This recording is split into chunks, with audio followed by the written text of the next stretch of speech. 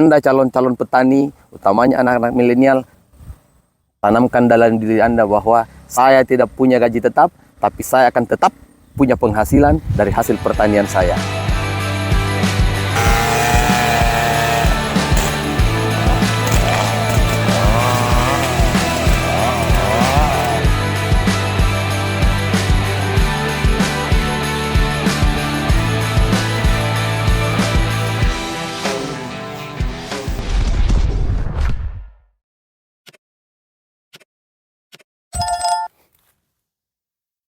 Assalamualaikum warahmatullahi wabarakatuh. Selamat siang menjelang sore, teman-teman semua, yang memberi motivasi, utamanya untuk petani milenial.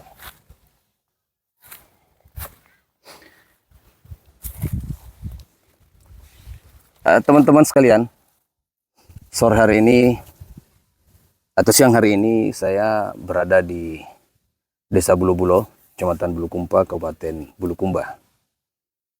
Saya mau sharing sedikit pada teman-teman kenapa saya ada di tempat ini dan tujuannya untuk apa. Di sini saya coba mau menjelaskan tempat ini adalah lahan punya orang tua saya yang diberikan kepada kami sepeninggal orang tua.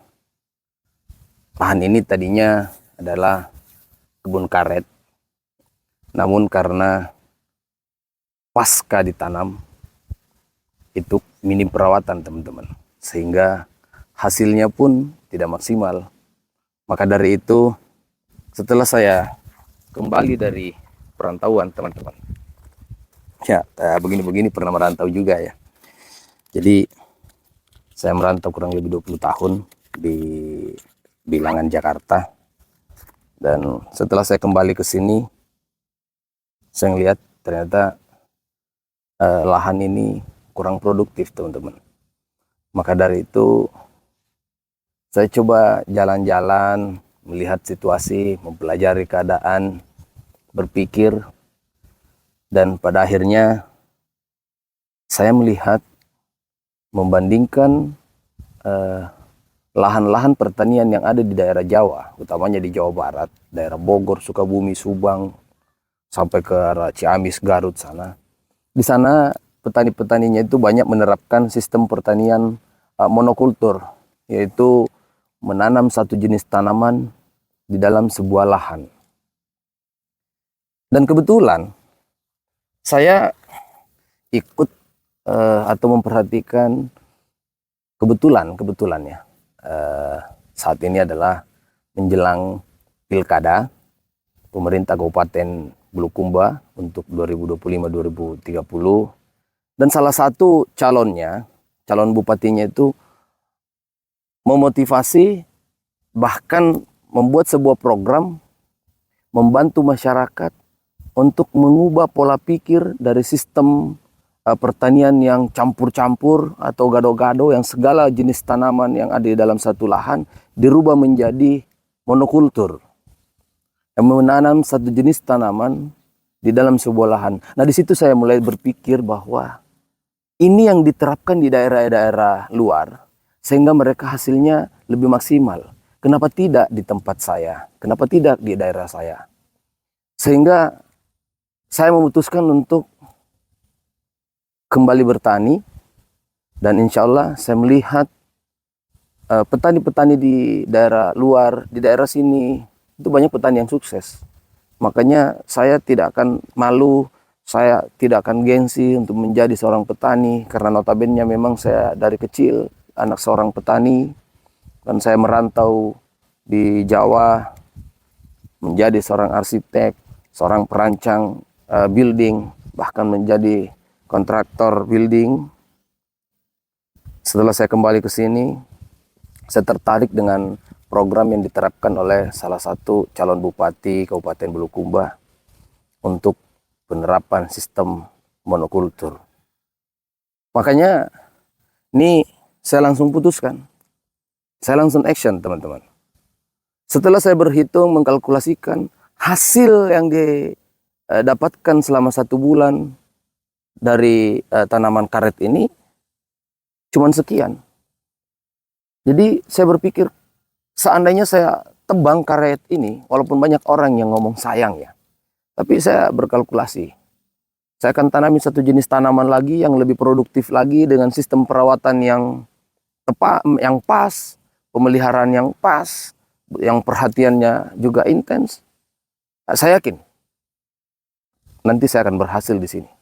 Saya akan memberi motivasi buat teman-teman semua, anak-anak muda yang banyak nongkrong-nongkrong di kafe, di warnet, di tempat-tempat tongkrongan yang lain, habiskan kuota, bermain gadget, main game, ayo saatnya kembali ke ladang.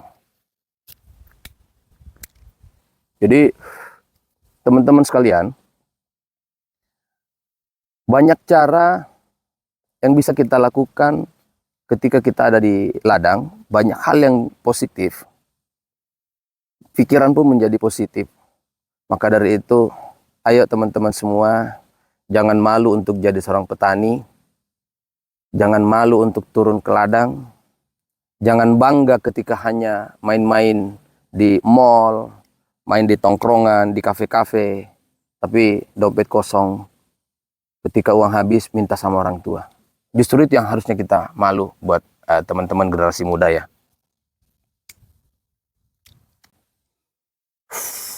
Tapi buat yang sudah punya profesi, silahkan jalani profesi Anda, baik itu sebagai seorang ASN atau mungkin di instansi lain.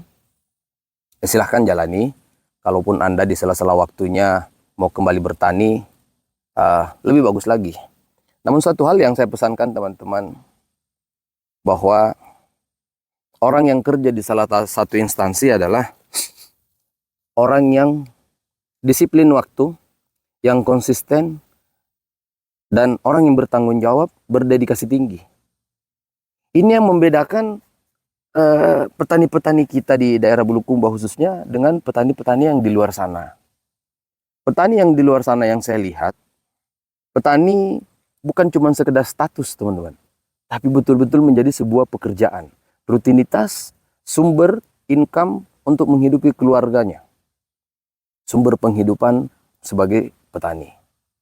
Makanya ketika Anda memutuskan untuk menjadi seorang petani, jadikanlah ladang Anda, kebun Anda, sawah Anda, bahwa disitulah Anda bekerja. Berangkat dari pagi, istirahat, kalau memang waktunya jam istirahat. Misalkan berangkat pagi jam 8 atau jam 7 lebih pagi, istirahat jam 11 sampai jam 12 atau sampai jam 1. Jam 1 start lagi teman-teman. Nanti asar istirahat lagi sebentar untuk sholat, break lagi. Nanti sampai jam 5. Konsisten seperti itu, jalanin sampai 2 atau 3 tahun, hasilnya akan kelihatan. Bisa dibandingkan dengan saudara-saudara kita yang sudah bekerja di satu instansi yang duduk di balik meja, dengan menggunakan AC, kita di ladang dengan udaranya yang segar, yang alami. Insya Allah hasilnya 50-50 dan mungkin kita bisa lebih banyak hasilnya teman-teman. Banyak hal yang positif, banyak hal yang lebih menguntungkan ketika kita ada di pertanian. Ketika kita mau cuti tidak perlu izin atasan. Ketika kita mau dapat hasil banyak, kita harus bekerja lebih giat, lebih inovatif, lebih bisa berkarya lebih banyak lagi untuk bisa menghasilkan hasil yang lebih maksimal. Jadi buat teman-teman, ketika kita bekerja di suatu instansi atau di suatu bidang, itu penghasilan akan ditetapkan. Artinya memang mereka yang sudah duduk di sana selamat karena sudah mendapatkan penghasilan tetap. Tapi buat Anda calon-calon petani, utamanya anak-anak milenial, tanamkan dalam diri Anda bahwa saya tidak punya gaji tetap, tapi saya akan tetap punya penghasilan dari hasil pertanian saya. Saya jamin teman-teman, ketika Anda disiplin waktu, ketika Anda mau betul-betul berinovasi, pintar melihat, pandai melihat pasar, apa yang banyak dibutuhkan oleh konsumen, yang berdasarkan dari sumber daya alam, maka itu kita pasti akan berhasil teman-teman. Yakinlah. Saya mempelajari dan saya menganalisa apa yang diterapkan oleh beliau. calon bupati ini sangat luar biasa. Dan kita sangat diringankan teman-teman. Buat petani yang mau meremajakan kembali ladangnya akan dibantu alat berat. Alat berat kita ajukan ke setiap desa-desa di mana lokasi kita. Dari pihak desa bekerja sama dengan Dinas Pertanian. Insya Allah alat akan turun. Kita diberikan pemahaman tentang pertanian oleh Dinas Pertanian. Kita diberikan penyuluhan-penyuluhan, dibantu bibit, dibantu pupuk dan alat-alat pemeliharaan lainnya. Insya Allah saya yakin sistem pemasarannya juga akan dibantu. Jadi sekali lagi teman-teman, karena di ladang sebelah juga sudah mulai dibongkar, itu ada suara-suara mesin motong kayu sedikit mengganggu. Jadi saya rasa inilah sedikit motivasi buat teman-teman petani milenial khususnya untuk tetap yakin, optimis bahwa kita sebagai petani akan punya penghasilan, tetap berpenghasilan meski tidak punya penghasilan tetap. Oke teman-teman, mudah-mudahan di lain waktu kita bisa saling sharing lagi, saling memotivasi jaya petani Indonesia untuk memakmurkan masyarakat Indonesia, untuk mensukseskan program Presiden Prabowo untuk ketahanan pangan. Salam pertanian, salam akal sehat, salam semangat. Assalamualaikum warahmatullahi wabarakatuh.